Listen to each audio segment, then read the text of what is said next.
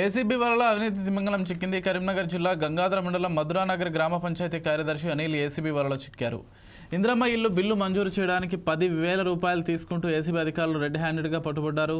ఈ సందర్భంగా జిల్లాలో వివిధ శాఖలో పనిచేస్తున్న అధికారులు లంచం అడిగితే తమకు సమాచారం ఇవ్వాలని కరీంనగర్ డీఎస్పీ విజయ్ కుమార్ సూచించారు.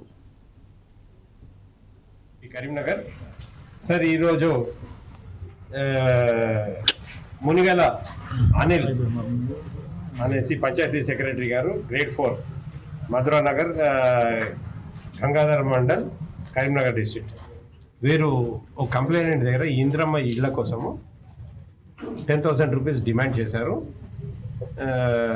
మొత్తం ఈ మధ్యకాలంలో ఇంద్రమ్మ ఇళ్ల గురించి బాగానే పైసలు క్లెయిమ్ చేస్తూ ఉన్నారు. దాంట్లో భాగంగా ఈయన కూడా 10,000 డిమాండ్ చేశాడు. మేము ఈరోజు అతన్ని దగ్గర నుంచి 10,000 యాక్సెప్టెన్స్ చేస్తుండగా రెడ్ హ్యాండెడ్గా పట్టుకొని ఆయన ఒక్కరే వారి దగ్గర నుంచి 10,000 రికవర్ చేశాము.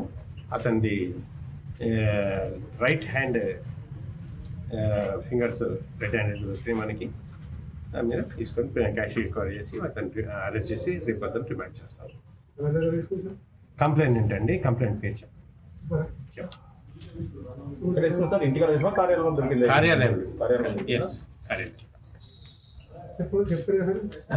Complaint page.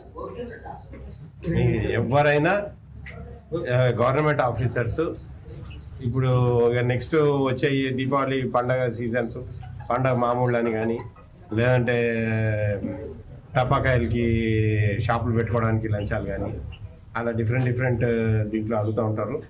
ఎవరికి ఏ గవర్నమెంట్ ఆఫీసర్కి కూడా పైసలు ఇవ్వకండి, లంచాలు కానీ అలాంటివి ఏమి ఇవ్వద్దు. దయచేసి మీకు ఎవరైనా లంచం అడుగుతున్నట్టుగా తెలిస్తే 1064 టోల్ ఫ్రీ నెంబర్కి మాకు ఫోన్ చేస్తే మేము తప్పక